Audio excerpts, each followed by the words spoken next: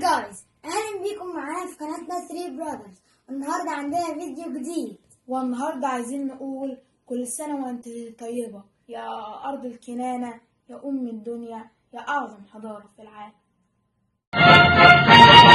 رسمنا على القلب وجه الوطن، نبيلا وليلا وشعبا أصيلا. رسمنا على القلب وجه الوطن، نبيلا وليلا وشعبا أصيلا. وكنا فيها مثل طول الزمن، ليبقى شبابك جيلا بديلا.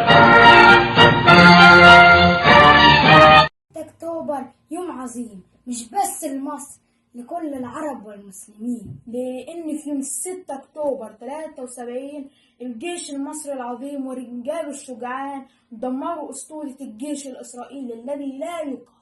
قدروا يعبروا قناة السويس ويدمروا خط بارليف المنيع.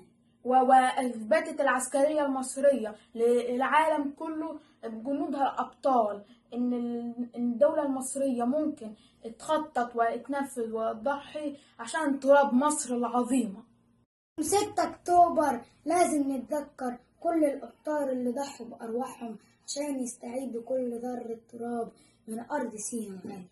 ومش نقدر نقول كل أسامي الأبطال اللي شاركوا في حرب أكتوبر المجيدة أو ضحوا بحياتهم عشانك يا مصر، ولكن نعرف نقول تعيش يا مصر حرة وأبية.